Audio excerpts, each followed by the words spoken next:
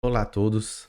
Hoje é um vídeo daqueles conjunturais para a gente falar de um tema interessante, que é o real brasileiro, né, e o desempenho da economia brasileira nesses últimos períodos, mais especificamente para falar sobre o investidor estrangeiro no Brasil. Olá a todos, meu nome é Bruno, eu sou economista e internacionalista.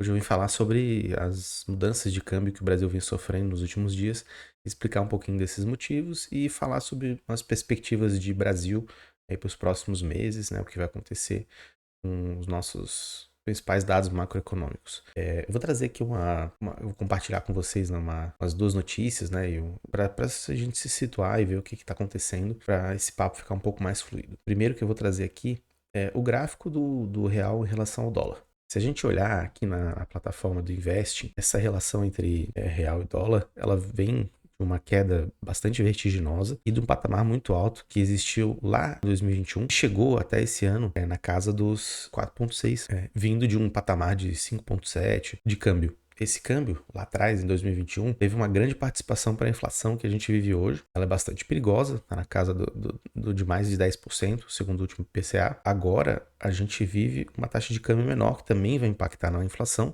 mas que a explicação para ela ser tão baixa tem fatores bastante conjunturais e até estruturais se a gente pensar que o Brasil é um exportador de commodity. Bom, agora a gente vive o momento da guerra na Ucrânia, e Ucrânia e Rússia são países que exportam grãos, exportam commodities, e o Brasil também faz isso, né? Ele é um país que, entre aspas, se beneficia, né, desse tipo de caos pelo aumento do preço das commodities. Então a gente tem um balanço exportador que é positivo nesse setor, apesar do agro, o ano passado, ter sofrido bastante, a gente conseguiu ter um desempenho satisfatório. Mas, além disso, pelo fato de nós estarmos com inflação, a gente vê uma entrada maior de capital estrangeiro em busca do remédio para a inflação, que são as taxas de juros. O Banco Central brasileiro vem aumentando taxa de juros desde o ano passado. Ele faz constantemente aumentos, né? A gente chegou agora saindo de uma base de 2%, praticamente 2%, a 11,75% ao ano. Isso daí dá entre as maiores taxas reais de juro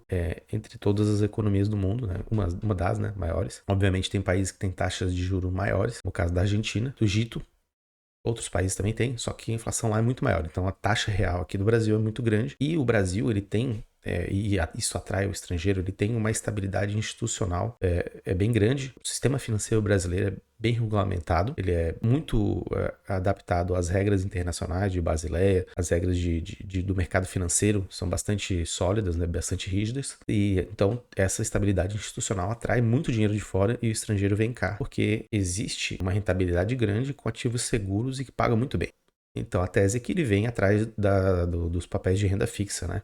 Os LCI, LCA, CRACRI, obviamente as letras do governo, né? NTF, NTNB, LTR, todas, né, que o governo oferece para pós, atrelados tanto a IPCA, né, que é o índice de inflação, quanto a taxa Selic, que é a taxa básica de juros, né? Por isso que a gente vê, em um certo momento, o Brasil chegando na casa dos 4,5, vindo lá dos 5, quase 6, em relação ao dólar, né? Só para resumir, dois movimentos muito grandes. Commodities, né? E isso puxou também a Bolsa de Valores, e a entrada de capital estrangeiro investindo aqui, participando na Bolsa brasileira, né? E em certa medida salvou o desempenho da Bolsa. E o que a gente pode tirar, né? Só isso aqui é uma outra notícia aqui, e eu só preparei aqui ela do início de abril, né? Mas ela mostra, né? Em março foram 21,35 bilhões de capital estrangeiro na B3, na Bolsa de Valores. Chegou a 65,32, né? No agregado do ano. Agora, no mês de abril, houve um refluxo de capital, saiu um pouquinho, mas mesmo assim o Brasil continua sendo interessante para capital estrangeiro. O que a gente pode tirar dessas informações aí sobre o Brasil, né? O que é essa tese Brasil? Tem alguns cenários aí que dá para ser colocado. Primeiro é que o desempenho econômico do Brasil agora é bom, mas isso também é um pouco mascarado por essa entrada de dinheiro, e que a gente vive num cenário de incerteza muito grande, né? Se a gente olha para as notícias, a gente vê que os bancos centrais do mundo inteiro estão aumentando os juros, que no mundo inteiro existe uma inflação muito alta, muito elevada, e no Brasil não é diferente, né? E isso é incerteza, né? As curvas de juros no mundo inteiro estão muito parelhas entre curto e longo prazo. Isso quer dizer que as pessoas não estão acreditando muito no futuro. E existe a guerra, né? Que ela tá muito indefinida, apesar de um pouco desaparecida no noticiário, tá bastante acirrada, muita resistência à Ucrânia. Então, tudo isso gera incerteza, né? A Rússia também usa o seu gás para barganhar, para punir os países que têm ajudado a Ucrânia. E o que isso tudo vira para o Brasil? O Brasil, ele se por um lado a gente tem um problema aqui que é muito capital de fora tá mascarando problemas que a gente vive aqui, a gente ainda tem taxa de desemprego alta, a gente ainda tem uma economia que não se recuperou totalmente do Covid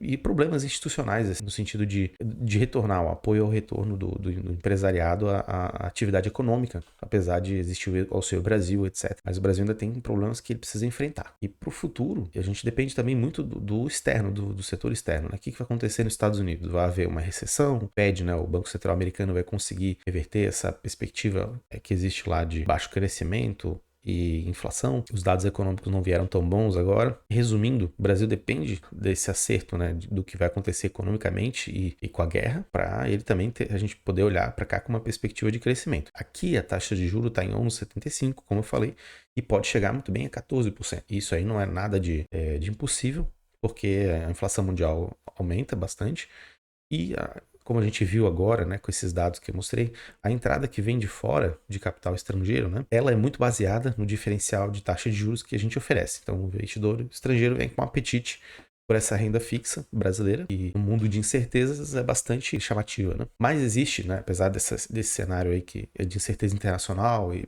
muita desorganização aqui dentro, existe um cenário, talvez menos provável, que é do Brasil ao final desse imbróglio todo, ter uma boa perspectiva para ele, que é a seguinte: o Brasil, como eu falei, ele tem uma institucionalidade bastante regulada, bastante boa, comparado a outros países exportadores de commodity, é muito mais bem estabelecida. Então tem um ambiente de negócios melhor, né, comparativamente. E o Brasil tem as commodities que o mundo precisa, que ele vai precisar. Por isso, por ser atrativo tanto para o capital externo quanto para países que buscam commodities, o Brasil pode ter um desempenho sim bom. Isso também depende, né, como eu falei, da economia mundial, especialmente do nosso parceiro comercial principal, que é a China. A China agora, ela está também um momento de dificuldades com lockdowns em Xangai, com a atividade industrial um pouco aquém daquilo que se esperava, né? Nos últimos dados do PMI, isso também ficou bastante claro. E a gente precisa esperar para ver o que vai desenrolar disso tudo, para poder saber se o Brasil vai conseguir se inserir dessa forma, como eu falei, né? Que é muito otimista, né? Mas que é o que eu também acho que é mais improvável. Mas é possível, sim. O Brasil pode se sair bem de toda essa questão, mas tem que olhar, né, a possibilidade que o mundo realmente entre numa recessão, né, que entre num desaceleramento da economia, principalmente porque a gente não sabe o que vai acontecer com a Ucrânia com a Ucrânia e com a Rússia, né, nesse conflito. E essa incerteza toda, cada vez mais alimentada pela demora de terminar a guerra, pode não ser boa para o mundo, né, que está saindo da Covid e não vai ter espaço para poder se rearticular rapidamente, né, e a gente ter um crescimento econômico sustentado outra vez. Eu vou soltar mais vídeos sobre o Brasil também, analisando um pouco mais detalhadamente essas duas perspectivas, né, a perspectiva pessimista de um lado e a perspectiva otimista para o Brasil, pela constituição dele, né, pelas características que ele tem e pela necessidade que o mundo vai enfrentar, né, porque, como eu falei, né, o mundo precisará de commodities. E existe uma cisão, né, à vista em relação ao mundo que está assentada na ideia de que a globalização acabou. Então vai existir uma esfera de influência muito mais ligada aos Estados Unidos e outra muito mais ligada à Rússia e China, que depois da guerra isso vai se consolidar. Então as tramas, né, do comércio internacional, elas vão circundar muito mais, esses países vão se consolidar, né, comercialmente, muito mais entre parcerias, né, que eles vão fazer, do que é hoje, o que a gente viu até hoje, que seria essa globalização, que é a formação de parcerias com vários lugares do mundo, todo com interesses comerciais, né, e econômicos estabelecidos pelo mercado. Então, essa situação pode também favorecer o Brasil, que pelos Estados Unidos está perdendo influência fora, né, influência em outras regiões do mundo, né, pela China e pela Rússia estarem se aproximando cada vez mais e fazendo a sua esfera de influência comercial e econômica. Isso pode respingar para o Brasil, mas aí no longo prazo, né? Mas em outro vídeo, como eu falei, eu vou analisar isso, que é o cenário otimista e o cenário pessimista também, que pode ser que não dê tão bom assim para nós, que a gente não consiga se beneficiar de nada e a gente acabe patinando e vivendo uma década de recessão além da que a gente já viveu. Mas por hoje é só e um grande abraço a vocês.